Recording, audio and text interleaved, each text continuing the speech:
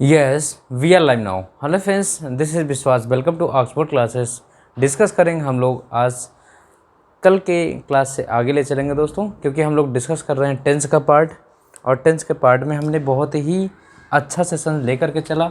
आपको टेंस में क्या बेसिक चीज़ें होंगी, टेंस और टेंस हमारा कैसे जो है बना, कैसे इनको पहचानना है, ये सारी बातें हम लोगों ने सीखा. आज उसी की कड़ी में मैं आगे ले चलूँगा कि टेंस हमने कल प्रेजेंट टेंस को हमने अच्छे से देख लिया था. और आइए उसी प्रेजेंट टेंस की कड़ी में हम कुछ आपको आगे ले चलते हैं, एक एक टेंस को डिफ़ाइन करके दोस्तों. तो ये सेशन जो है आपका, चाहे वो आपके सेंट्रल लेवल के एग्ज़ाम द्वारा कंडक्टेड एग्ज़ाम हो या फिर स्टेट के लेवल के द्वारा एग्ज़ाम जो भी कंडक्ट हो, दोनों के लिए बहुत ही बेनिफिट होने वाला है ये सेशन. चाहे आप टेट, सुपर टेट या फिर CGL, CHSL, MTS जो भी दें. देखिए लैंग्वेज होती है दोस्तों, सिर्फ लैंग्वेज सीखना है आपको. एग्ज़ाम कोई भी हो उसमें बैठिए और फाइट करिए, है कि नहीं. नहीं तो पता चला सुपर टेट और उसके लिए अलग, तो इंग्लिश कोई भी अलग नहीं होती, बस आपको नॉलेज चाहिए. लैंग्वेज एक ही जैसा होता है. Are you getting my point. दोस्तों लैंग्वेज सीखना है चाहे जिस एग्ज़ाम में बैठना है हमको. तो डिस्कस करेंगे. आइए प्रेजेंट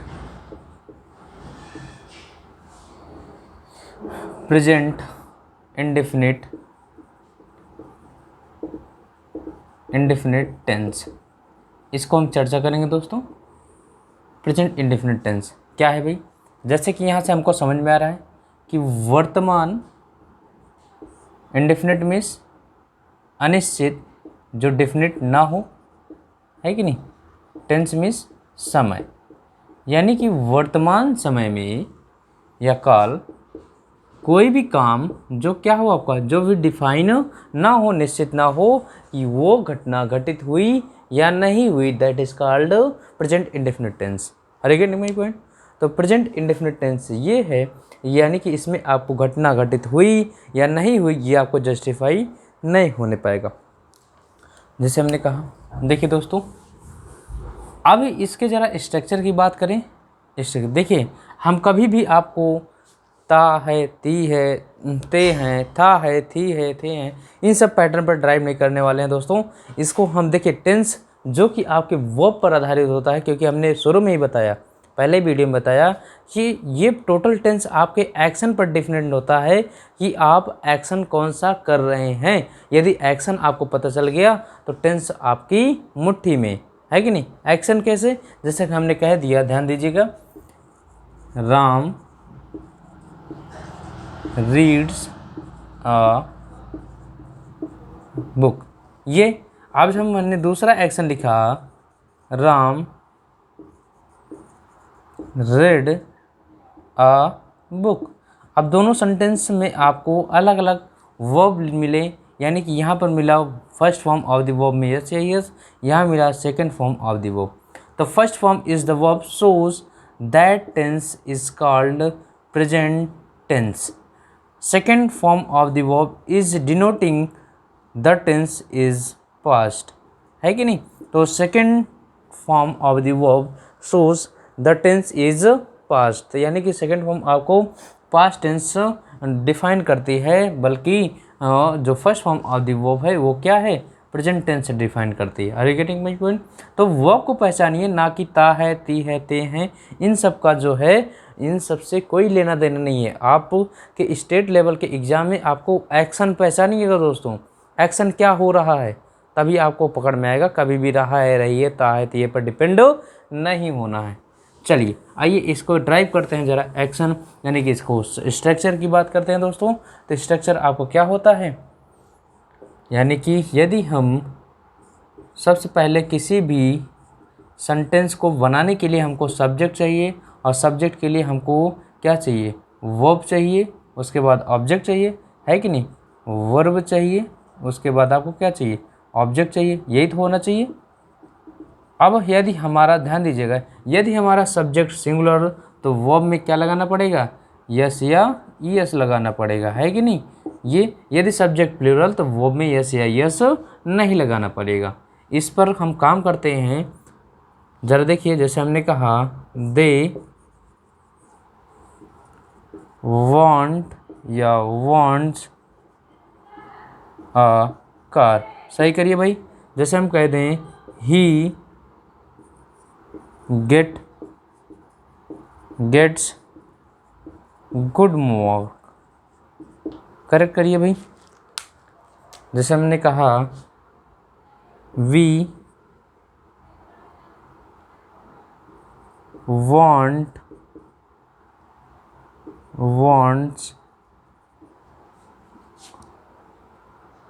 गुड मार्क्स। बताइए जरा भाई, तो यहाँ क्या होना चाहिए? तो subject, that subject is plural, then we use verb is plural. Are you getting my point? That subject is singular, then we use verb is singular. That subject is plural and then we use verb is plural want। Are you getting my point? तो subject singular तो verb भी singular, subject plural तो verb भी plural. ठीक है भाई। तो subject singular हुआ तो यस या यस, सब्जेक्ट प्लूरल हुआ तो आपको वर्ब का plural form. Are you getting my point? ये आपको समझ में आ गया। अब इसको चलते हैं हम, ले चलते हैं इसको हम निगेटिव बनाते हैं। निगेटिव बनाने के लिए क्या करता है दोस्तों? याद करिए, हमने निगेटिव बनाने के लिए क्या कहा कि निगेटिव बनाने के लिए हमको एक प्यारा सा वर्ड चाहिए। जैसे मैं सेंटेंस दूँ, देखिए, दे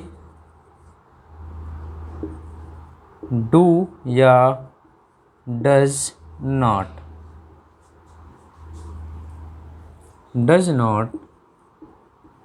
वर्क हार्ड, है कि नहीं? दोस्तों एक बात ध्यान दीजिएगा, प्रेजेंट इंडेफिनिट टेंस का निगेटिव बनाने के लिए स्ट्रक्चर ये बनता है कि हमको सब्जेक्ट चाहिए और सब्जेक्ट के बाद आपको क्या चाहिए? Helping verb. और helping verb present indefinite tense की हेल्पिंग वर्ब क्या होती है? डू या डज होती है। और इसके बाद हम क्या लगाते हैं? नॉट शब्द लगाते हैं, देन आपका ऑब्जेक्ट आता है। ये आपका एक स्ट्रक्चर बन करके तैयार हुआ। अब ये रहा एग्जाम्पल इसका। तो यहाँ सब्जेक्ट यदि प्लूरल वी यूज़ डू। क्यों? समझिएगा दोस्तों, हम जानते हैं दुनिया की जितनी भी क्रियाएं होती हैं वो हमेशा अपने मूल रूप में प्लूरल नंबर में प्रयोग की जाती हैं। क्या कहा मैंने? वीडियो को फिर से पॉज करके देखिएगा दोस्तों, आपको हमेशा के लिए समझ में आएगा। ठीक है ना? वीडियो को हमेशा पॉज करके देखिए या फिर बार बार देखिए। हमने कहा दुनिया की जितनी भी क्रियाएं होती हैं हमेशा प्लूरल नंबर में प्रयोग की जाती हैं। और डू भी आपकी ये क्रिया है, यदि ये प्लूरल नंबर में है तो इसमें क्या करेंगे? सिंगुलर बनाने के लिए यस या यस का प्रयोग करेंगे। और जो हमारा नया वर्ब बन करके तैयार होगा वो कैसा होगा? सिंगुलर वर्ब होगा। Are you getting my point? यदि सब्जेक्ट आपका प्लूरल तो हम प्लूरल वर्ब यूज करेंगे। यदि हम कह दें he does not want a car, तो यहाँ पर क्या होगा दोस्तों? ये सब्जेक्ट सिंगुलर, हमने वर्ब कैसा यूज किया? सिंगुलर वर्ब यूज किया, does not want a car. ज़रा एक सेंटेंस आप लोग सही करिएगा भाई, मैं यहाँ लिख रहा हूँ, ज़रा ध्यान दीजिएगा। हमने कहा Ram does not plays a cricket.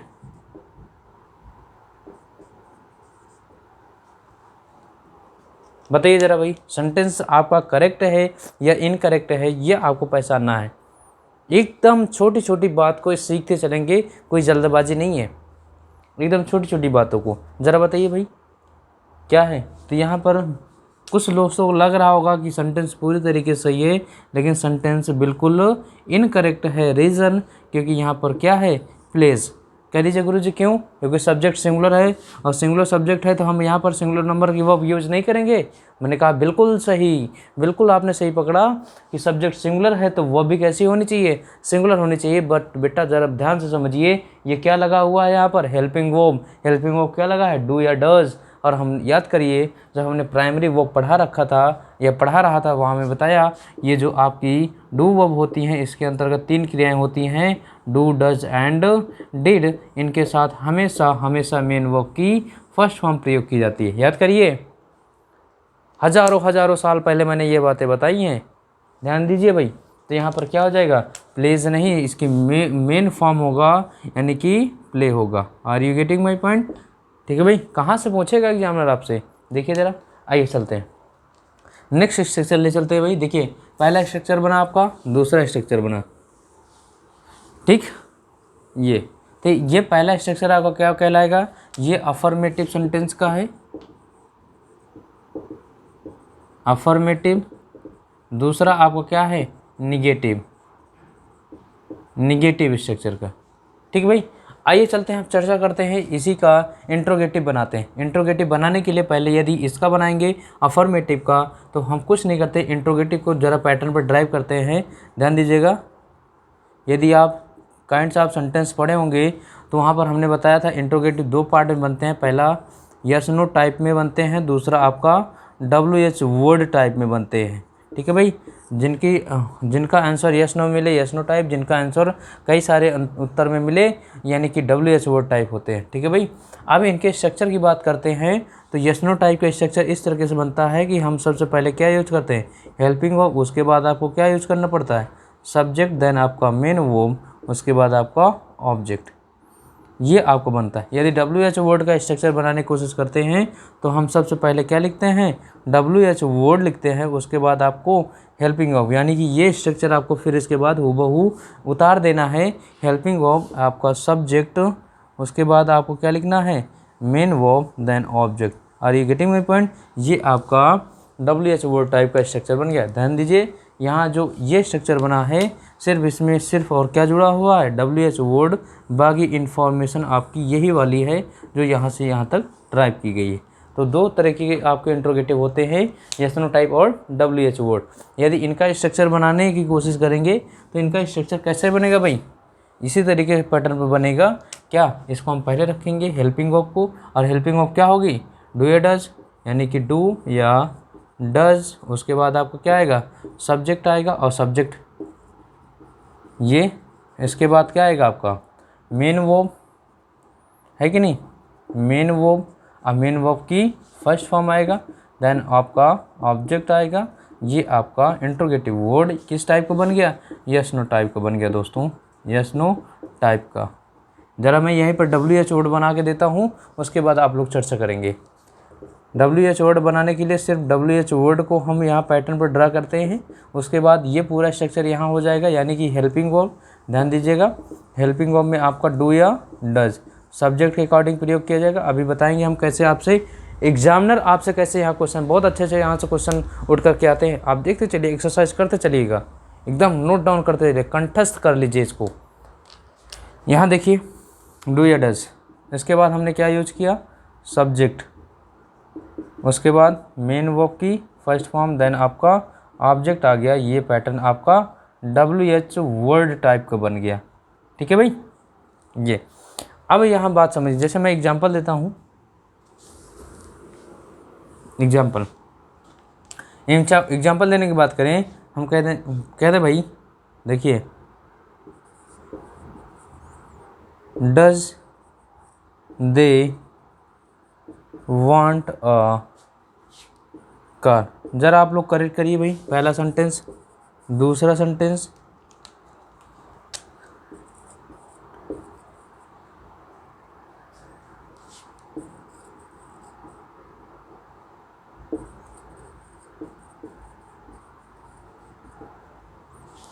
यहाँ दिख रहा है भाई,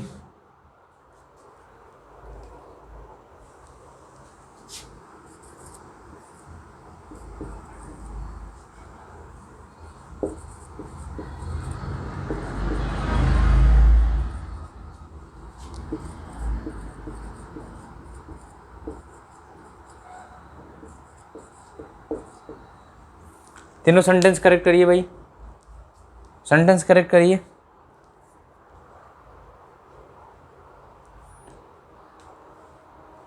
तो आइए देखते हैं, does they want a car, कुछ गलती हुई, जहान में कुछ दिमाग में घूम रहा, बताइए भाई, कमेंट बॉक्स में करते रहिए आप लोग। ये बताइए ज़रा, डज दे गुड मार्क, तो बिल्कुल गलत हुआ, क्योंकि यहाँ पर क्या है, प्लूरल नंबर का सब्जेक्ट है कि नहीं।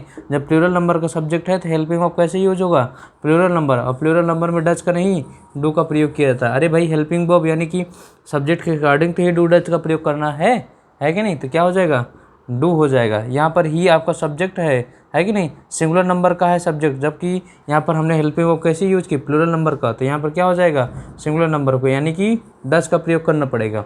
यहाँ पर द फार्मर, अब यहाँ पर डज यूज है, बिल्कुल सही है, कोई दिक्कत नहीं है। आगे देखते हैं वर्क हार्ड, तो यहाँ पर देखिए क्या लिखा हुआ है, वर्क्स लिखा हुआ है, जबकि हमारा क्या होना चाहिए, वर्ब की फर्स्ट फॉर्म होना चाहिए, वर्क्स नहीं, वर्क का प्रयोग करना चाहिए। Are you getting my point. देखिए दोस्तों कितनी छोटी छोटी बारीकियाँ हैं, कहाँ गलती हो सकती है वो पॉइंट मैं यहाँ लेकर के आया हूँ। तो यहाँ बिल्कुल ये नहीं होना चाहिए, वर्क होना चाहिए, मेन वर्ब की फर्स्ट फॉर्म होना चाहिए। तो ये पैटर्न ड्रा हुआ, ठीक है। अब यदि आपसे पूछ ले एग्जामिनर कि इंट्रोगेटिव निगेटिव कहाँ से पूछा जाएगा, इंट्रोगेटिव निगेटिव भी इसी तरीके से बनता है, किस जैसे कि इसको बनाते हैं। ये निगेटिव सेंटेंस है, कुछ नहीं करना, आपको इस हेल्पिंग वर्ब को सब्जेक्ट के पहले रख देना है। और जैसे ही इस हेल्पिंग वर्ब को सब्जेक्ट के पहले रखेंगे तो नॉट जो शब्द है ये किसके बाद आ गया, सब्जेक्ट के बाद। तो यानी कि ये डू डज के बाद सब्जेक्ट के बाद क्या लगा देंगे हम, नॉट शब्द का, ठीक है भाई। यानी मेन वर्ब से पहले और सब्जेक्ट के बाद किसका, नॉट का प्रयोग कर दें। जैसे हम कह दें does he not work hard, does he not work hard. दोस्तों सब्जेक्ट सिंगुलर, वर्ब भी आपकी सिंगुलर, आपकी हेल्पिंग वर्ब सिंगुलर होगी, और ये भी आपका सिंगुलर, यानी कि मेन वर्ब से पहले और सब्जेक्ट के बाद नॉट भी लग गया। कोई दिक्कत कोई परेशानी किसी को नहीं होनी चाहिए। तो ये छोटी छोटी गलतियां हैं जो आपसे नहीं होनी चाहिए। ये स्ट्रक्चर आप लोग ड्रा कर लीजिएगा, आपके सेंटेंस को बनाने में बहुत ही सहायक होने वाले हैं। आइए हम लोग आगे चलते हैं। अब थोड़ी सी हम बात ले चलते हैं, ये प्रेजेंट इंडेफिनिट का बात हुई। अब प्रेजेंट इंडेफिनिट का कुछ और प्रयोग होते हैं जो हम बेसिक रूप में करते हैं। देखिए कहीं भी हमने ता है, ती है, ते है, कहीं भी जिक्र नहीं किया दोस्तों, है कि नहीं, कहीं जिक्र किया हो तो बताइए ज़रा।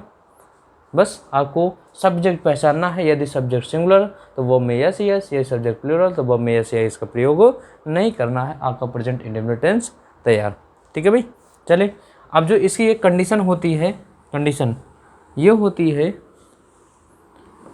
कि यदि आपका यूनिवर्सल ट्रूथ हो, यूनिवर्सल ट्रूथ मीन्स होता है जैसे दोस्तों कि the sun rises in the east and sets in the west, है कि नहीं। तो दोस्तों यहाँ पर जब यूनिवर्सल ट्रूथ हो, हैबिचुअल एक्शन हो, रूटीन एक्शन हो, है कि नहीं, तो वहाँ पर आपको सिर्फ और सिर्फ प्रेजेंट इंडेफिनिट टेंस का प्रयोग करना है, किसी और टेंस का प्रयोग नहीं करना। हमने क्या कहा भाई, यदि आपका क्या है, यूनिवर्सल ट्रूथ हो, यूनिवर्सल ट्रूथ। अब ये यूनिवर्सल ट्रूथ क्या है, जैसे कि हमने कहा ना भाई कि द सन राइजेज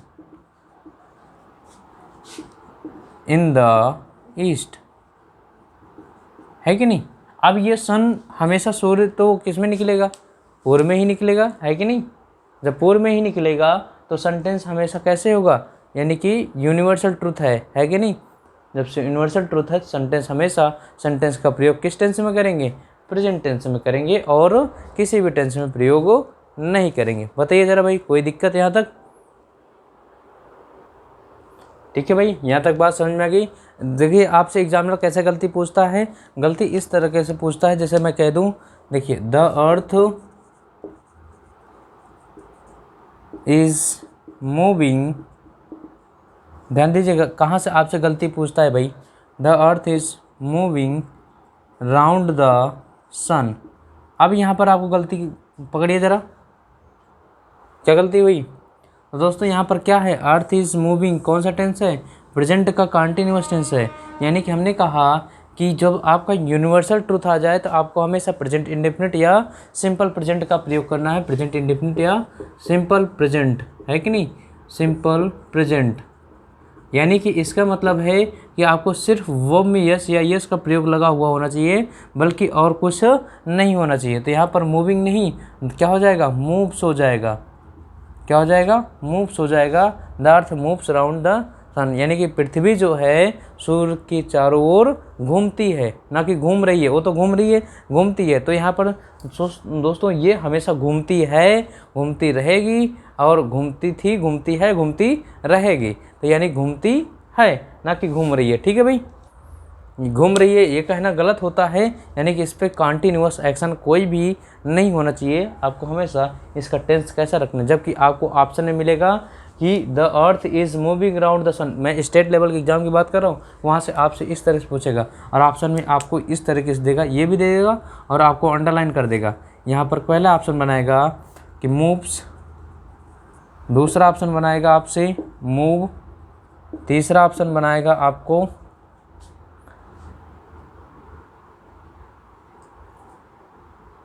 तीसरा ऑप्शन मूव्ड, चौथा ऑप्शन आपसे बनाएगा नो इम्प्रूवमेंट या नन ऑफ दिस, यानी कोई भी नहीं है। ज़रा बताइए ज़रा। तो यहाँ पर हमेशा दोस्तों ध्यान दीजिएगा, इस तरीके से यूनिवर्सल ट्रुथ के साथ हमेशा हम सिंपल प्रेजेंट या प्रेजेंट इंडेफिनिट टेंस का प्रयोग करते हैं। एक सेंटेंस और देते हैं भाई, सेंटेंस अभी इसी को जैसे कि मैंने दे रखा है इस तरीके से, इसको मैं इस तरह से दे दूं, the sun rose in the east and set in the west. ज़रा बताइए भाई, क्या है सेंटेंस सही है? बिल्कुल नहीं सही है भाई। द सन रोज क्या है? रोज, रोज यानी second form of the verb, यानी कि सेकेंड फॉर्म, यानी कि सूर्य निकलता था एंड अस्त होता था, यानी second form past tense. Second form shows that tense is, that sentence is past tense. Are you getting my point? तो यहाँ पर क्या हो जाएगा, द सन राइजेज, क्या हो जाएगा, राइजेज इन द ईस्ट, है कि नहीं। एंड अब इसको किस में लिखेंगे, सेट्स इन द वेस्ट, है कि नहीं।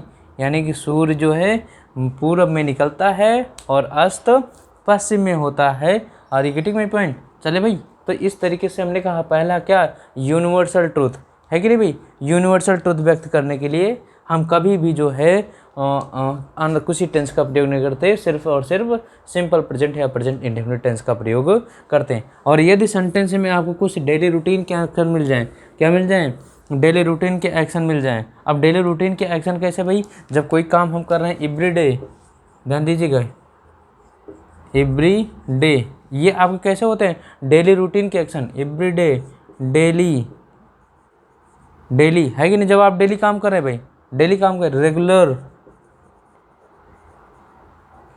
रेगुलरली होता है कि नहीं भाई, every day, daily, regularly, often,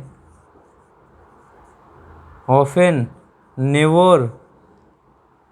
इसी तरीके से आप जोड़ते चलिए भाई, ट्वाइस अ मंथ, जैसे हम कहते हैं वंस अ मंथ, यानी कि once a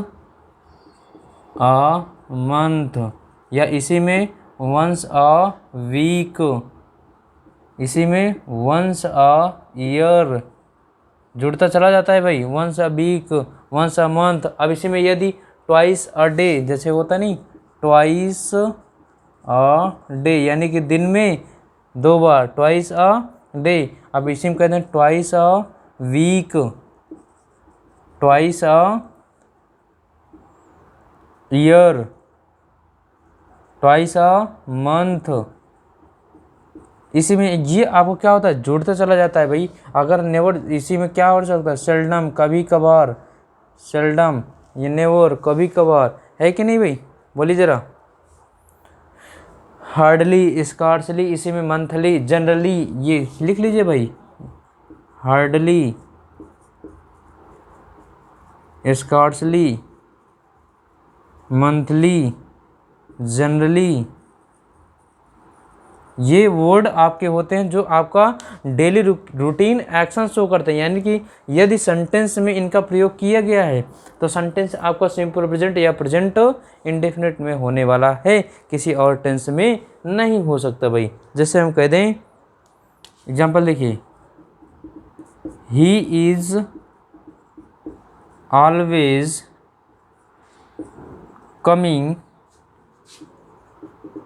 late, he is always coming late. Sentence correct करिए भाई।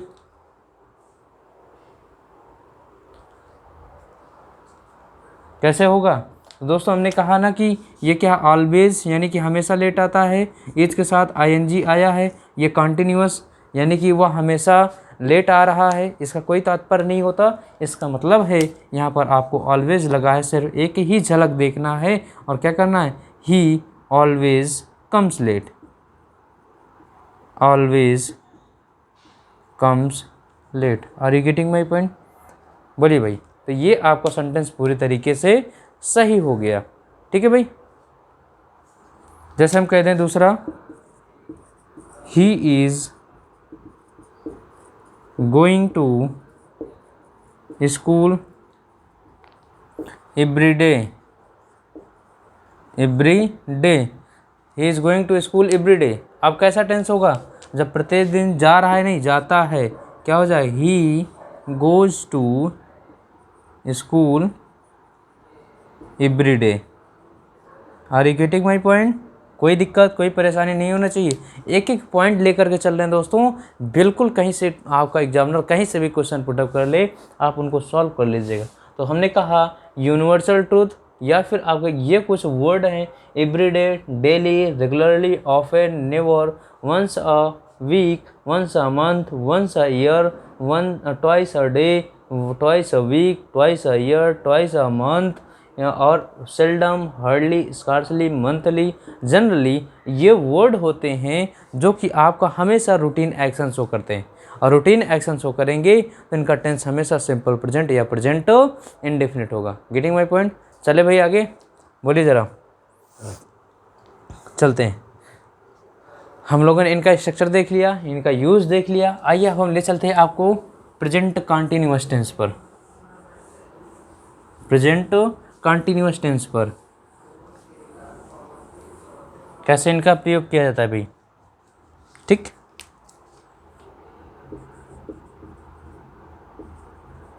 प्रेजेंट कंटिन्यूअस टेंस, आइए देखते हैं भाई। अब ये क्या है, जैसा कि इसके अर्थ से ही समझ में आ रहा है कि वर्तमान समय में, यानी कि वर्तमान समय में कोई भी एक्शन क्या होगा, जारी रहेगा। ऐसे ही समय या काल को हम क्या कहते हैं, प्रेजेंट कंटिन्यूअस टेंस कहते हैं। Are you getting my point? ये आपकी डिफिनीशन हो गई। That action is continue in present time is called present continuous tense. Are you getting my point? That action shows continuous action. That action shows continuous action in present time is called present continuous tense. ठीक, चले भाई। यहाँ पर आपको action क्या होगा, continue होता रहेगा, और कंटिन्यू होने के सेंस में यहाँ पर हम जानते हैं कि इसके लिए हमको क्या यूज़ करना है, मेन वर्ब की फर्स्ट फॉर्म में आईएनजी लगाना है। और वर्ब की फर्स्ट फॉर्म में आईएनजी तब लगेगी जब आपको हेल्पिंग वर्ब की ज़रूरत पड़ेगी, और हमने बताया कि प्रेजेंट कंटिन्यूअस में हेल्पिंग वर्ब क्या होती है, इज़, आई एम, आर। इनके साथ किसका प्रयोग करेंगे, हम आईएनजी का प्रयोग करेंगे। ये एक्शन कैसा शो करेगा, कंटिन्यूअस। याद करिए पहला लेक्चर यही है कि आपका टाइम आपके 3, एक्शन 4। तो एक्शन कैसा, कंटिन्यूअस, और कंटिन्यूअस शो करने के लिए वर्ब की फर्स्ट फॉर्म में आईएनजी का प्रयोग करना। Are you getting my point? तो ये क्या है भाई, इज, एम, आर, वर्ब की फर्स्ट फॉर्म में आईएनजी। ठीक, चलिए आइए हम डिस्कस करते हैं, इनके स्ट्रक्चर की बात करते हैं, उसके बाद आगे ले चलते हैं। यदि स्ट्रक्चर बनाना होगा तो हमको सब्जेक्ट रखना है, और सब्जेक्ट के बाद हमको हेल्पिंग वर्ब में इज, एम, आर का प्रयोग करना है। उसके बाद मेन वर्ब की फर्स्ट फॉर्म में आईएनजी लगाना है, देन आपका ऑब्जेक्ट प्रयोग करना है। ये आपका अफर्मेटिव सेंटेंस का स्ट्रक्चर बन गया। Are you getting my point? ये अफर्मेटिव सेंटेंस का स्ट्रक्चर बन गया। अब ज़रा बात को समझिए, मैं थोड़ा यहाँ से चर्चा कर दूँ। इसका प्रयोग कहाँ करना है, इसका प्रयोग हमको करना है सिंगुलर नंबर सब्जेक्ट के साथ, सिंगुलर नंबर सब्जेक्ट के साथ। ठीक है भाई, सिंगुलर यानी कि जहाँ पर किसी एक ही पर्सन, एक ही व्यक्ति या वस्तु की चर्चा हो, वहाँ पर सिंगुलर नंबर सब्जेक्ट होगा। यदि more than one person or things is discussed about is used as plural number, is used as plural number. ठीक है भाई। और एम के लिए हम स्पेशली वो रखते हैं सिंगुलर और प्लूरल में, किसके लिए, चाहे वो सिंगुलर हो या प्लूरल, हम किसके लिए यूज़ करते हैं, आई के लिए यूज़ करते हैं।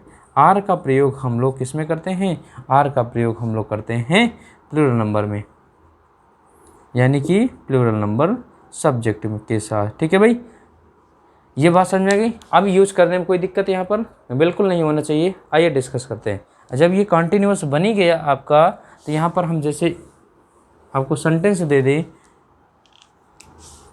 ही इज़ रीडिंग आ बुक। यहाँ ज़रा बताइए क्या हो रहा है, कुछ दिक्कत कोई समस्या है यहाँ पर, बोलिए, इस पर चर्चा करिए भाई ज़रा।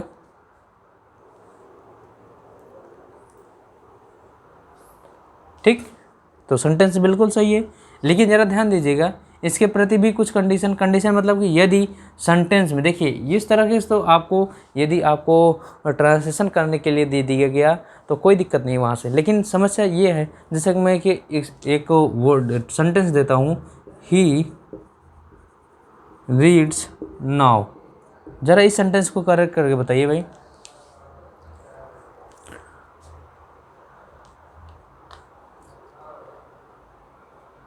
बताइए भाई। दूसरा सेंटेंस मैं लिख रहा हूँ, they do not take milk these days।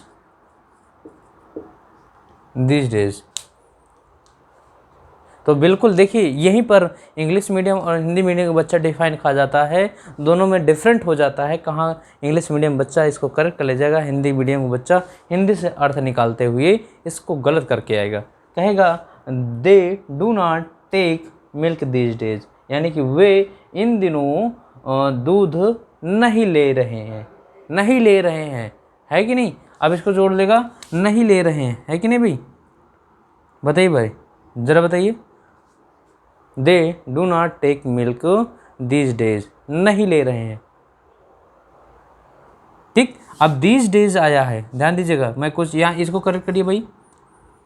Now आया है, नाउ यानी कि अब, यानी कि वर्तमान समय में। और वर्तमान समय में हो सकता है ये एक्शन क्या हो, यानी कि जस्ट पॉइंट, यानी कि नियर अबाउट यू, आपके नियर अबाउट की बात कर रहा है कि जस्ट ना। ही रीड्स नाउ, वह पढ़ता है नहीं, वह पढ़ रहा है, वह पढ़ रहा है। They do not take milk these days, यानी कि वे इन दिनों दूध नहीं लेते हैं, नहीं दूध नहीं ले रहे हैं, दूध नहीं ले रहे हैं। एक्शन आपको कैसा कंटिन्यू होगा, तो ध्यान दीजिए कैसे पहचानेंगे। कुछ आपके वर्ड होते हैं, जैसे कि बात करें हम वर्ड, कौन से इंपॉर्टेंट वर्ड है भाई, नोट कर लीजिएगा। जैसे हमने कहा नाउ, दीज डेज, है कि नहीं, दोज डेज, ये दीज डेज, दोज डेज, है कि नहीं। इसी में आपका आता है एट प्रेजेंट, क्या आता है भाई, एट प्रेजेंट। इसी में आपका एक आता है, एक और आता है भाई, एट दिस मोमेंट, ध्यान दीजिएगा, एट दिस मोमेंट। ये वर्ड जहाँ पर भी दिखे, क्या, now, these days, those days, at present, at this moment, इसका अर्थ ये होता है इसी क्षण के बारे में बात कर रहे हैं। Are you getting my point, किसके बारे में, इसी क्षण के बारे में बात कर रहे हैं, क्या, नाउ, दीज डेज या those days, at present, at this moment. इन जब भी जहाँ दिखें इनके साथ हमेशा एक्शन कैसा होगा, एक्शन आपका प्रेजेंट का कंटिन्यूअस होगा। क्या होगा, प्रेजेंट का कंटिन्यूअस एक्शन होगा। तो यहाँ पर ही इज़ रीडिंग नाउ, क्या हो जाएगा, ही इज़ रीडिंग नाउ। सही हो गया भाई। अब इसको क्या करेंगे, they are not taking milk these days. बोलिए कोई दिक्कत, कोई परेशानी, ठीक। तो सेंटेंस बिल्कुल नहीं गलत होना चाहिए। आपको अंडरलाइन करके पार्ट दे देगा भाई, ऐसे ही अंडरलाइन करके पार्ट देगा ये, और नीचे ऑप्शन बना देगा, are not taking, is not taking, है कि नहीं, तो इसके अनुसार दे देगा आपको।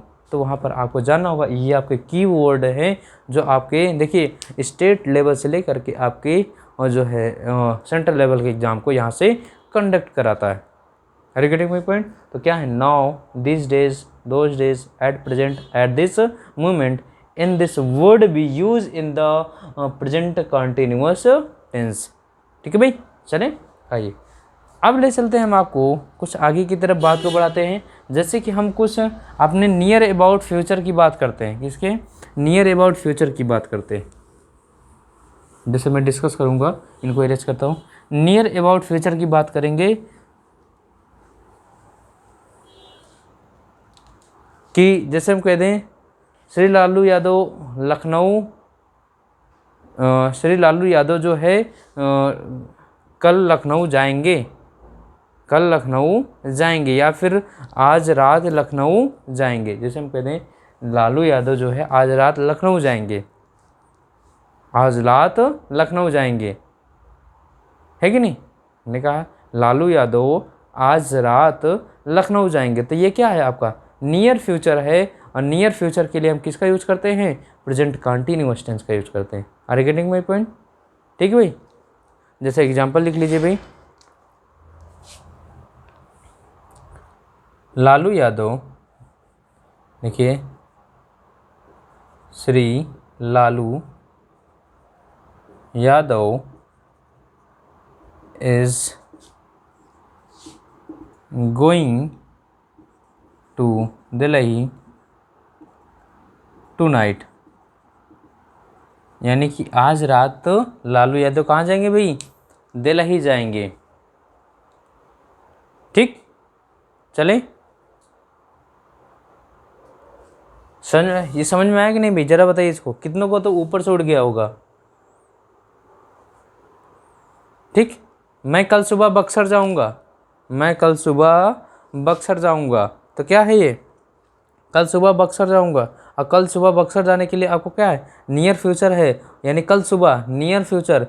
ध्यान दिमाग में एक फिट कर लीजिए, ना आए तो कंठस्थ कर लीजिए कि नियर फ्यूचर की बात हो, मैं कल, यानी कि मैं आज रात जो है इलाहाबाद जाऊंगा, मैं कल सुबह जो है दिल्ली जाऊंगा, यानी कि मैं ये काम करने चल रहा हूँ, है कि नहीं? तो वहाँ पर आपको माइंड सेटअप होना चाहिए। जो आप नियर फ्यूचर की बात करेंगे तो नियर फ्यूचर का टेंस हमेशा क्या होगा, प्रेजेंट कंटिन्यूअस में होगा। ध्यान दीजिएगा, आपको ये गलती हो सकती है कि हम सोचेंगे लालू यादव गाएंगे दिल्ली टुनाइट, आज रात जब जाएंगे, तो ये आपको दिमाग में चलेगा कि फ्यूचर टेंस में इसको आप बिल साइल में कन्वर्ट करके चले जाएंगे।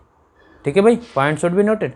तो इसको ध्यान रखिएगा कि नियर फ्यूचर शो करने के लिए आपको प्रेजेंट कंटिन्यूअस टेंस का प्रयोग करना है। जैसे हम कह दें I am going to Buxar, I am going to Buxar tomorrow morning. क्या सेंटेंस सही है भाई, बताइए ज़रा। I am going to Buxar tomorrow morning, तो कोई दिक्कत नहीं है। आपका क्या है, ये एक्शन आपका कंटिन्यूअस है, और एक्शन आपका कंटिन्यूअस है और नियर फ्यूचर की बात कर रहा है, तो क्या होगा, प्रेजेंट कंटिन्यूअस टेंस का प्रयोग करना पड़ेगा। यहाँ तक कोई दिक्कत, कोई परेशानी यहाँ तक भाई बिल्कुल नहीं होना चाहिए। चले, कोई दिक्कत यहाँ तक? चलिए, ये अब ये तो मैंने बता दिया, ये अफर्मेटिव आपका सेंटेंस था, स्ट्रक्चर जो अफर्मेटिव को बना। यदि अफर्मेटिव को बना लिया तो आप इसको बनाइए नेगेटिव को बना लीजिए भाई। देखिए अफर्मेटिव में क्या बना है, इसको मैं एक बार रिपीट कर देता हूँ। Subject is, am, are plus main verb की फर्स्ट फॉर्म में ing प्लस ऑब्जेक्ट, यही था भाई, ये आपका अफर्मेटिव सेंटेंस था। अब इसको नेगेटिव बनाने के लिए क्या करेंगे, सब्जेक्ट आपका वही रहेगा, उसके बाद ये आपकी हेल्पिंग वर्ब हो जाएगी, उसके बाद आपको नॉट लगाना है, मेन वर्ब की फर्स्ट फॉर्म में ing लगाना है, देन आपका ऑब्जेक्ट यूज करना है। ये नेगेटिव सेंटेंस हो गया, ये अफर्मेटिव था, ये आपका नेगेटिव हो गया। ठीक, अब इसी नेगेटिव को, अब इसी को इंटरोगेटिव बनाना है, हेल्पिंग वर्ब यूज करना है। हेल्पिंग वर्ब क्या है, इज, एम, आर, है कि नहीं। अब इसके बाद आपको क्या यूज़ करना पड़ेगा, सब्जेक्ट। सब्जेक्ट के बाद आपको क्या यूज़ करना है, मेन वर्ब की फर्स्ट फॉर्म में ing, देन आपको यूज़ करना है ऑब्जेक्ट। ऑब्जेक्ट ये किस टाइप का बन गया, ये आपको बन गया यस नो टाइप का, यस नो टाइप का। Are you getting my point. जब यस नो टाइप का बन गया, अब इसी को WH वर्ड बनाना है, तो WH वर्ड में सिर्फ और सिर्फ आपको WH वर्ड ऐड करना है। इसके बाद आपका हेल्पिंग वर्ब, हेल्पिंग वर्ब में इज़, एम, आर, देन आपका होगा सब्जेक्ट, उसके बाद मेन वर्ब की फर्स्ट फॉर्म में ing, object. Are you getting my point. ये आपको किस टाइप का बन गया, ये आपको बन गया WH वर्ड टाइप का सेंटेंस। ये 4 प्रकार के स्ट्रक्चर हमने बनाया। इसमें से आप एक बना सकते हैं निगेटिव, है कि नहीं। निगेटिव ये देखिए, निगेटिव बनाना है तो मैंने यहाँ पर हेल्पिंग वर्ब के बाद मेन वर्ब से पहले नॉट यूज किया है, लेकिन जब भी इंट्रोगेटिव का निगेटिव बनाना पड़ेगा तो ध्यान दीजिएगा, इसी को हमने इजे मार्क उठा करके यहाँ कर दिया, इंट्रोगेटिव बन गया तो सब्जेक्ट के बाद नॉट आ जाएगा, यानी सब्जेक्ट के बाद नॉट आ जाएगा। ठीक भाई, वीडियो एक बार में ना समझ में आए, वीडियो को बार बार रिमाइंड करके देखिएगा, एक एक वर्ड ध्यान सुनिएगा, और ध्यान से जब मैं बताता रहूँ तब आप ध्यान सुनिए, उसके बाद जब आप लिखिए, है कि नहीं, या वीडियो को पॉज करके नोट डाउन करते रहिए। चले, ये वो वर्ड आप याद रखिएगा, मैंने क्या लिखा था, नाउ, है कि नहीं, these days, those days, at the moment, at present. इसको प्रयोग हम कंटिन्यूअस एक्शन में करते हैं, किसके, प्रेजेंट के, इसका। अब यहाँ पर मैं आपको एक एग्जांपल देता हूँ, देखिए समझिए।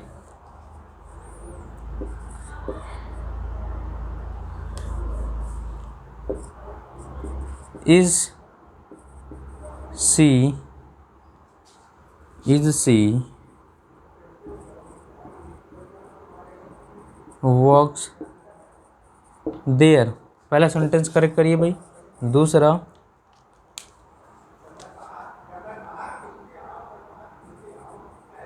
Ram are working in the office. Correct करिए भाई, करेक्ट करते चलिए। तीसरा दिख रहा है ना यहाँ,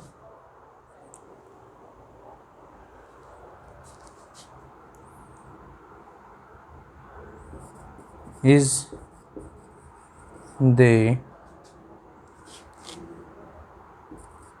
not going to the market. 3 sentence मैंने दिए, इसको करेक्ट करिए। इज सी वर्क्स देयर, तो यहाँ क्या गलती हुई भाई, इज एम आर लगा है, इज एम आर के अकॉर्डिंग यहाँ पर वर्ब की ing फॉर्म हो जाएगा, क्या हो जाएगा, वर्किंग हो जाएगा, क्या हो जाएगा, वर्किंग हो जाएगा। आइए दूसरा चर्चा करते हैं। राम है, राम के अनुसार आर नहीं, इज आएगा, क्या आएगा, इज आएगा, working in the office. Next चलते हैं भाई, is they not going to the market. क्या सही है ये, बिल्कुल नहीं सही है। हमने कहा कि इस हेल्पिंग वर्ब के अनुसार आपकी मेन वर्ब आती है, यानी कि सब्जेक्ट के अनुसार आपको वर्ब आता है, सब्जेक्ट प्लूरल है तो वह भी प्लूरल होना चाहिए। यहाँ पर क्या होगा, आर हो जाएगा, are not going to the market. Sentence आपको समझ में आ गया भाई। ये बोलिए, किसी प्रकार कोई दिक्कत। एक WH वर्ड टाइप का देते हैं, यहाँ से देखिए, जो आपसे एग्जामिनर पूछा जाता है, why she not working, why she is not working at the office। बनिए भाई, नहीं दिख रहा है यहाँ, चलिए मैं यहाँ लिख देता हूँ, यहाँ फिर से लिख देता हूँ भाई, why she is not working at the office। यही सेंटेंस है आपका, करेक्ट करिए इसको।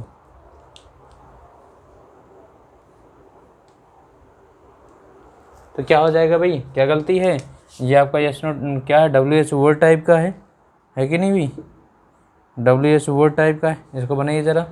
तो बिल्कुल गलत है, क्यों हो जाएगा, WH वर्ड तो आपने लगा दिया पहले, यहाँ ध्यान दीजिए WH वर्ड टाइप हमको, उसके बाद क्या चाहिए, हेल्पिंग वर्ब चाहिए, और हेल्पिंग वर्ब आपकी क्या है, सब्जेक्ट के बाद है, जबकि हमको कहाँ रखना है, सब्जेक्ट के पहले रखना है। बाकी सेंटेंस आपका सही है। ठीक, प्रेजेंट कंटिन्यूस की बात होगी। तो दोस्तों ये देखिए इंडेफिनिट बहुत अच्छे से सीख लिया, कंटिन्यूस बहुत अच्छे से सीख लिया। ठीक है भाई, अब कंटिन्यूस में कुछ आपके वर्ड होते हैं जो आपको जानना होगा, यानी कि जिनका प्रयोग हम कंटिन्यूस एक्शन में करते हैं, वो हम लोग नेक्स्ट वीडियो में देख लेंगे। तो नेक्स्ट वीडियो में हम ले चलेंगे perfect tense and perfect continuous tense. ठीक है दोस्तों, कोई जल्दबाजी नहीं है, इत्मीनान से सीखना है सारी बातें, क्योंकि चाहे वो स्टेट का एग्ज़ाम देना हो, चाहे आपको सेंट्रल लेवल का एग्ज़ाम देना हो, CGL CHSL MTS स्टोनो, है कि नहीं, तो उसमें कोई दिक्कत नहीं, ये आराम से सीखना है। बस एक ही काम करना है मित्रों, दोस्तों, यानी कि आप ज़्यादा से ज़्यादा शेयर करिए और लाइक करिए और जोड़िए दोस्तों, क्योंकि ऐसा वीडियो आपको कहीं नहीं मिलने वाला है। ठीक, तो मिलते हैं नेक्स्ट वीडियो में, तब तक के लिए thanks for watching, thank you.